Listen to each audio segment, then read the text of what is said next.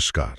आज हम गोता लगा रहे हैं भारत के संवैधानिक इतिहास की एक बेहद अहम कश्मकश में, केशवानंद भारती मामला।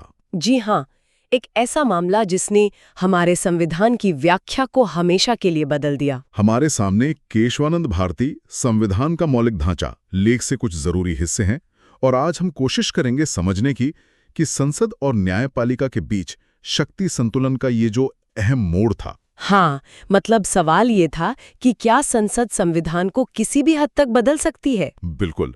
क्या मौलिक अधिकार भी बदले जा सकते हैं या फिर कोई सीमा है? हाँ, इसी गुत्थी को सुलझाने की कोशिश करेंगे। तो कहानी शुरू होती है केशवानंद भारती से। केरल में एडन्यूर मठ के प्रमुख थे वो। जी। उन्होंने केरल के कुछ भूमि सुधार कानूनों को चुनौती दी थी।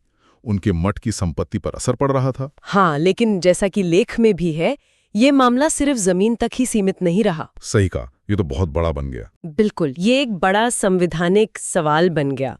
देखिए, इससे पहले 1967 में गोलकनाथ मामले में सुप्रीम कोर्ट कह चुका था कि संसद मौलिक अधिकारों में संशोधन नहीं कर सकती। और जाहिर है तत्कालीन इंदिरा गांधी सरकार इससे सहमत नहीं थी। बिल्कुल नहीं। तो उन्होंने संविधान में संशोधन किए, जैसे 24वां, 25वां, अपनी शक्ति को फिर से स्थापित करने के लिए। तो केशवानंद भारती मामला एक तरह से इस टकराव का फाइनल राउंड जैसा बन गया। हाँ, कह सकते हैं। इसे हमेशा के लिए सुलझाने की कोशिश थी। और फिर आया 1973 का वो ऐतिहासिक फैसला। सुप्रीम कोर्ट की अब तक की सबसे बड़ी बेंच, 13 जज बैठे थे। जी, 13 जज। और यहाँ बात बहुत दिलचस्प हो जाती है। फैसला ये था कि हाँ, संसद संविधान में संशोधन कर सकती है, लेकिन हाँ, एक बहुत बड़ी शर्त लगा दी कोर्ट ने। क्या थी वो शर्त? शर्त ये थी कि संसद संविधान के मूल ढांचे को, मतलब उसके बेसिक स्ट्रक्चर को नहीं बदल सकती। अच्छा, मूल ढांचा? हाँ, यही मूल ढांचा सिद्धांत या बेसिक स्ट्रक्चर डॉक्ट्रिन कहलाया। अब देखिए, फैसले में इसकी कोई लिस्ट नहीं दी गई थी कि क्या-क्या मूल ढांचा है। हाँ, ये बात ध्यान देने वाली है।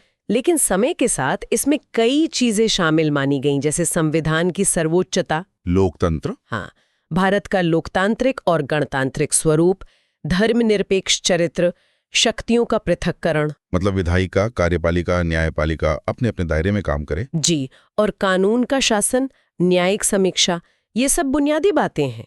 ये वो नींव है जिसे संसद भी नहीं हिला सकती। और फैसला भी देखिए कितना करीबी था। 7 जज एक तरफ, 6 दूसरी तरफ। बिल्कुल, 7-6 का फैसला, मतलब देश की सर्वोच्च अदालत में भी इस पर कितना गहरा मतभेद था। जाहिर है सरकार, प्रधानमंत्री इंदिरा गांधी इस फैसले से खुश नहीं थी। बिल्कुल नहीं। उनका तर्क था कि जनता ने संसद को चुना है तो संसद सर्वोच्च है, न्यायपालिका उसे कैसे सीमित कर सकती है। और इसके बाद जो हुआ वो भी काफी विवादास्पद रहा। हम बिल्कुल, सरकार ने 3 वरिष्ठ जजों को नजरअंदाज किया जिन्होंने मूल ढांचे के पक्ष में फैसला दिया था। अच्छा। और जस्टिस A.N. रे को मुख्य न्यायाधीश बना दिया, जो अल्पमत वाले जजों में शामिल थे। तो इसे एक तरह से न्यायपालिका की स्वतंत्रता पर हमले की तरह देखा गया। जी हाँ, काफी आलोचना हुई थी इस कदम की, जैसा हमारे स्रोत भी बताते हैं। और ये खींचतान रुकी नहीं। 1975 में राजनारायण मामले में जब इंदिरा गांधी का चुनाव अवैध ठहराया गया, हाँ, उसके बाद आपातकाल लगा और फिर 42वें संशोधन के जरिए संसद ने एक बार फिर अपनी सर्वोच्चता स्थापित करने की कोशिश की। जी, और मूल ढांचे के सिद्धांत को कमजोर करने का प्रयास किया गया। लेकिन फिर आया मिनर्वा मिल्स मामला 1980 में। हाँ, और मिनर्वा मिल्स में सुप्रीम कोर्ट ने फिर से एक बार फिर मूल ढांचे के सिद्धांत की पुष्टि कर दी। तो मतलब ये लड़ाई सिर्फ भूमि सुधार की नहीं थी? नहीं, बिल्कुल नहीं। ये असल में इस सवाल का जवाब था कि भारत में सर्वोच्च कौन है, संसद या संविधान। और केशवानंद भारती मामले ने ये तय कर दिया कि संविधान सर्वोच्च है। बिल्कुल, और ये भी कि संविधान की जो मूल आत्मा है, उसके जो बुनियादी मूल्य हैं, उन्हें कोई भी सरकार बदल नहीं सकती। तो कुल मिलाकर केशवानंद भारती मामले ने एक लक्ष्मण रेखा खींच दी।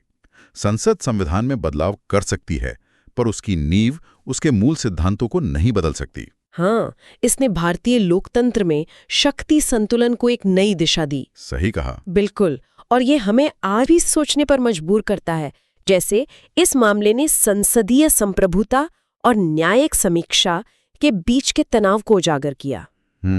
तो भविष्य में ऐसी कौन सी नई संवैधानिक चुनौतियां आ सकती हैं जो मूल ढांचे के सिद्धांत के लचीलेपन को या शायद उसकी सीमाओं को फिर से नए और अप्रत्याशित तरीकों से परखें? ये बड़ा सवाल है।